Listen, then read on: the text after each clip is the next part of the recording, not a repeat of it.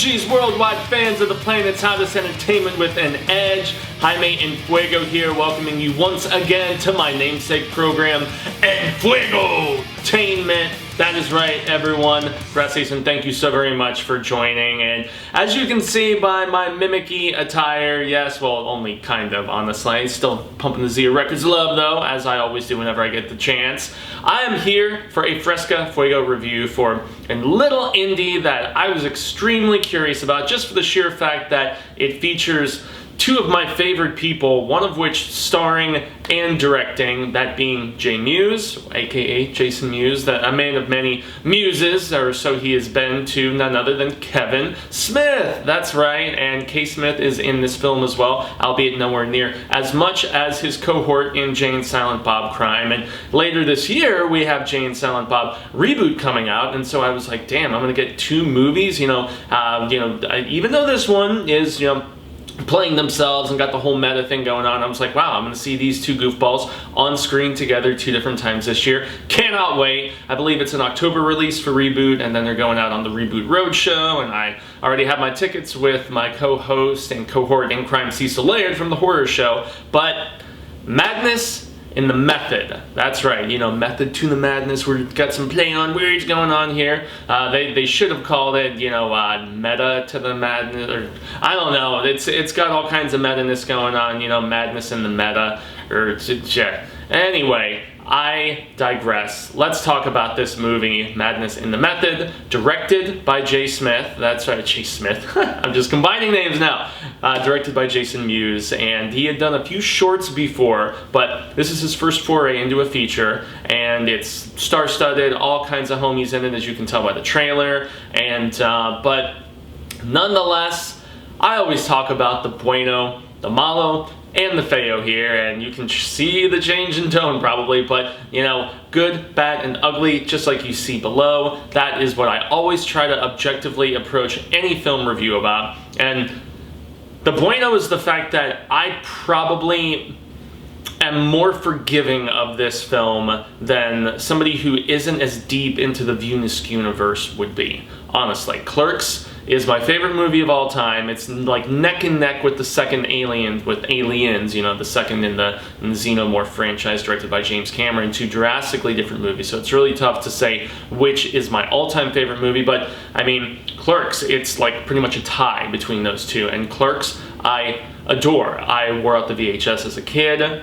And then just with Mallrats and Chasing Amy, which is the one that really gets you in the feels, and I think is incredibly underrated to a degree in the VUENO universe, at least, because people who want all the dick and fart jokes and stuff like that, it's kind of devoid of those to a degree, especially in the back half. So as much as I adore, and lots of the critics and stuff adore Chasing Amy, the same critics that hated and took craps on Mallrats, they love Chasing Amy. I think Chasing Amy is underrated in a large sector, or at least certain patches of the VUENO universe, family and stuff like that. Dogma, obviously, the first one that I saw in theaters, but that, while I was underwhelmed initially, grew on me over time, especially with the fact that I was, raised Reformed Baptist, a subsect of a subsect of a subsect, son of a Bible teacher and occasional preacher. And so, Dogma, yeah, over time, I grew to love it as well. And then Jay and Silent Bob Strike Back being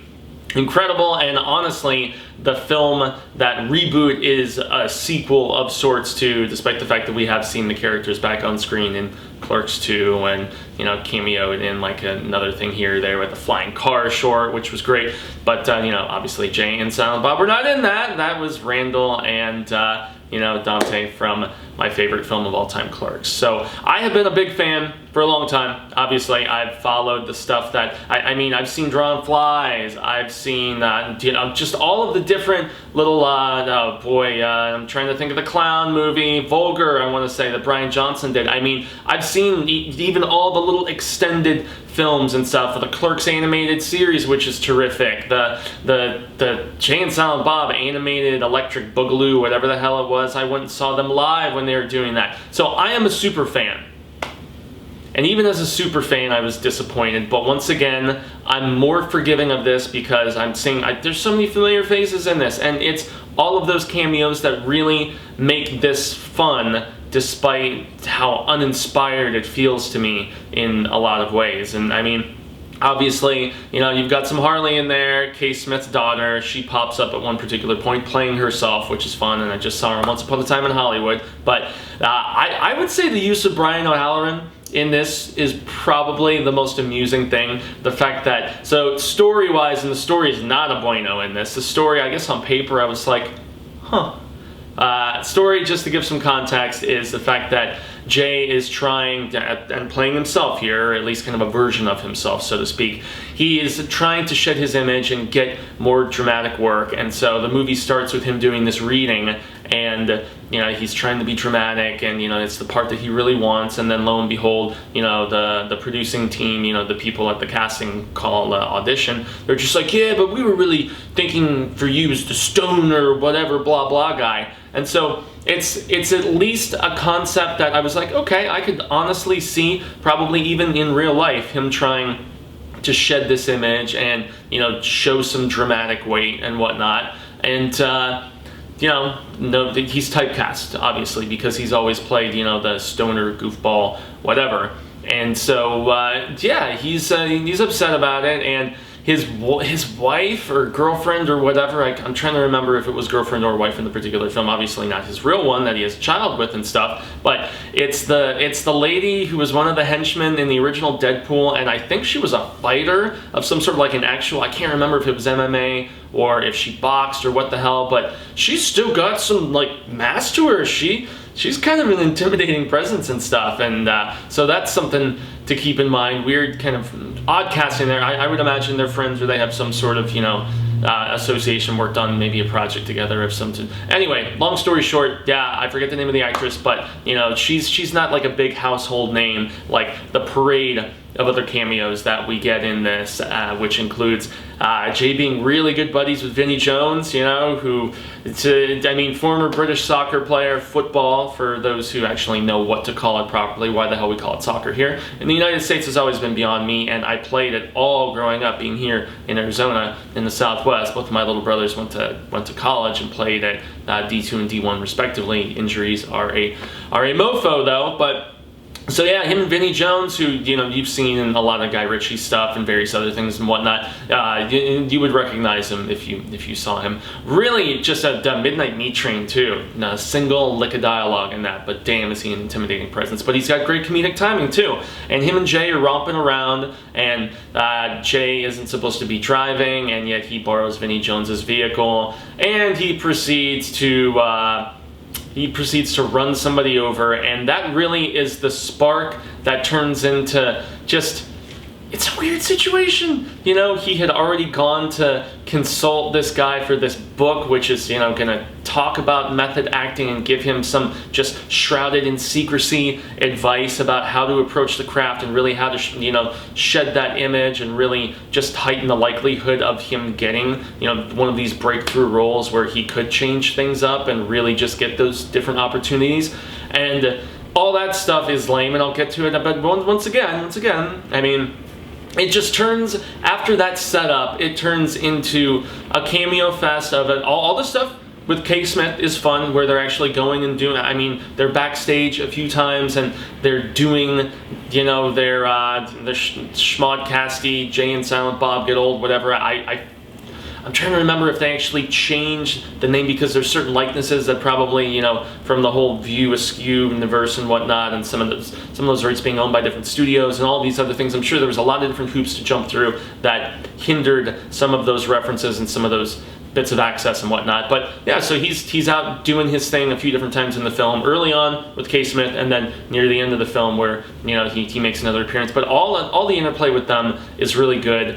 Kevin steals a lot of those scenes. He's very genuine, and yet you can tell that they have good rapport, and it kind of felt to me like the way they would be talking behind the scenes with each other, and, you know, like really close friend to a really close friend. And so all those scenes are good. And I mean, you've got some odd ones from Danny Trejo a few times, and I mean, you've got one especially amusing one. The best was from I gotta say Zach Galligan from Gremlins. That was the funniest one, this very brief cameo that he has. But you've also got some Dean Cain, you've got some Terry Hatcher, you've got Roxy Stryer from Screen Junkies and from Collider Live, which, and you know, she's got a little bit part in it, and then the list just goes on and on and on and on. There's so many. Stan Lee has, which made me sad seeing him in this, but it's cool for him to have, you know, that tiny little bit. And so really, that becomes in a lot of ways one of the only things that maintains your attention, and probably wouldn't for somebody who isn't really into Jay and Kevin and what they do and kind of their spiel, so to speak, a little bit, because I was losing interest with how just, it's not really poorly directed per se, but it's nothing that's going to blow your mind. I mean, this is where I really just have to segue, because the last thing I want to do is beat a film to death for a guy that I just have so much love and adoration for. And even, I mean, before I had, you know, the actual hair, you know, I mean, I was still like, I bought a wig and I flippin' cosplayed as Jay when I was in high school, you know. And so it's like, I don't know, man, it's this Chris, I believe Chris Anastasi or something. Anyway, he is a first-time feature writer, and you know, he came up with the story, and then he scripted along with a little bit of it. Like it said, he was the sole scripter on like Wikipedia and a couple other places, but then on IMDb there was another name listed that I'm not sure if they just were uncredited and gave some, you know, rewrite stuff, whatever. Anyway, it's this script that just is, it's not funny, is what it really boils down to. And it's the premise that, you know, now to give a little bit more insight to the premise, it's got horror elements to it in the fact that after this one person is killed in that accident that I mentioned, it's just kind of one of those situations where it's like lies begat more lies, and covering up one thing turns into having to cover up another thing, and it turns into more deaths. And they're all played for laughs comically. They're at least played that way, but they're not funny.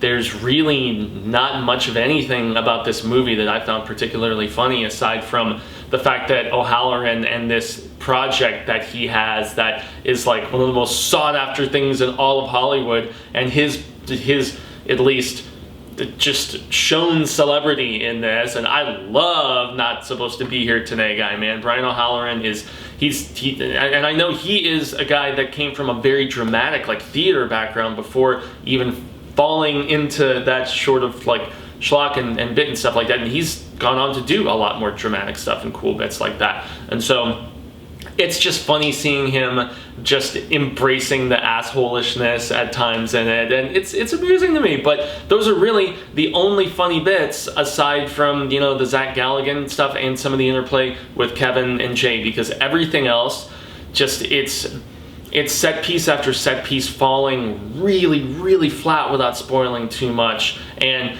cameos that aren't funny, and I mean, it just really made me bummed out more so than anything else, because I felt like on paper, I'm like, I'm not going in expecting a lot, and I didn't, you know, and yet I was still disappointed, and yet I still feel like I'm more forgiving once again, you know, because I found redeeming qualities of amusement, because it's still two of my favorite people, you know, and a lot of my favorite little interesting supporting players here and there throughout the industry, and it's just fun to see this parade of all of these different people. And I don't know, I just wish the story that we were given here could have been executed better, because it's not a MALO concept, okay? It's not a MALO concept right off the bat, and the ending is just, I don't know, this just left so much to be desired, and I'm not gonna just go on about it anymore. I'm just gonna get to the Feo and the ugly and wrap this up and say, the only thing that this kind of makes me worry about now, and this is the thing, I really did not like Clerks 2 very much at all, I will admit. And also, I didn't like that Jay and Silent Bob animated movie that I mentioned a little bit earlier. I did not find that particularly funny, and I loved I've loved post stuff that Kevin has done. I think Tusk is fantastic, Red State is interesting, but then again, there's Yoga Hosers, not funny.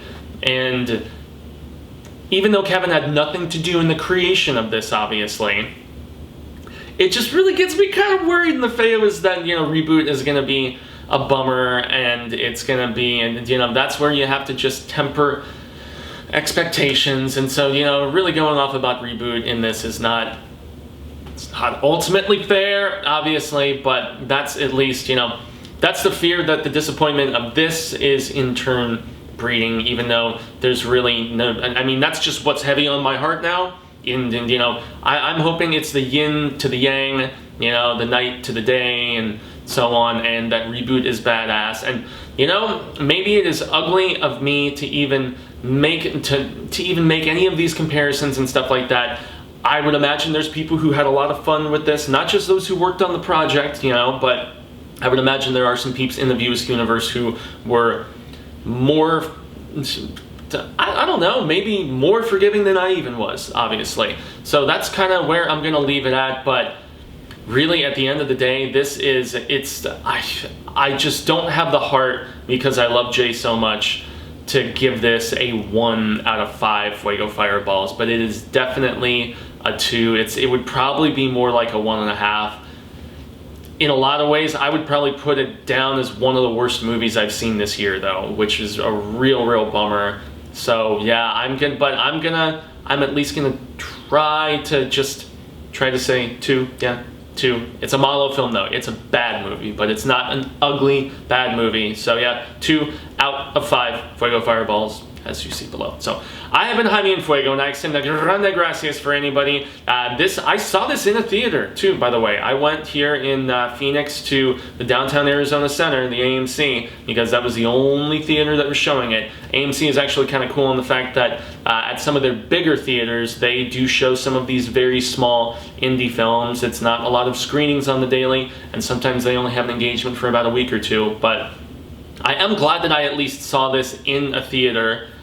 It was an empty theater, you know, there was only a couple other really hardcore, you know, Kevin and Jay fans in there, and yeah, all of us, as we were kind of chatting as we walked out, were really disappointed, unfortunately. But hey, as I always say, I always say, this film is subjective, and if you love these guys as much as I do, and obviously Mr. Mewes specifically, go out if you get the opportunity and watch it. It's definitely more of like a Redbox, like streaming kind of watch, though. I really cannot recommend going to a theater to see it, and I feel bad saying that, but I have to be an honest critic here and not approach this like a fan. I approach this review in a lot of ways like a fan. You heard me railing off at the beginning, so we will leave it at that. But you can find me, Jaime En Fuego, on all social media sectors like Twitter, Instagram, Facebook, YouTube, which is here where you are, Enfuegotainment, obviously. I recently did reviews of The Art of Self-Defense, which was one of my favorite movies of the year, along with Wild Rose, another of my favorite films of the year. Lots of other stuff, including tons of Star Wars coverage here, doing all of the films leading up to the Episode 9 release, and I mean, yeah, various other things too, some comic books here and there, some novels here and there, so lots of fun stuff to, open up your eyes and do the click thing and like and share and subscribe, obviously. Also, the horror show is where I do spend a larger just amount of my time on the YouTubes, obviously, youtube.com/The Horror Show channel, and that's where we do 1, sometimes 2 episodes a day, trailer reactions, film, television, book, and comic book reviews, as well as a weekly Stephen King show that I host, which is a ton of fun. Cy King is one of my absolute favorites. There is a weekly Saturday morning Rick and Morty show that Andrew Mercer and Cecil Laird put together, and just all kinds of other rad status spectacular stuff. And then lastly, every Monday evening, with the exception of recently because my dude CP has been out with some illness, unfortunately, but usually every Monday evening on the Willie Screedia YouTube channel, I take part as a co-host in a program called Show Business, #ShowBusiness, 9 p.m. Eastern, 6 p.m. Pacific, and that's where we break down the previous weekend's box office numbers before looking ahead to the upcoming weekend, what has happened in the domestic and the international markets,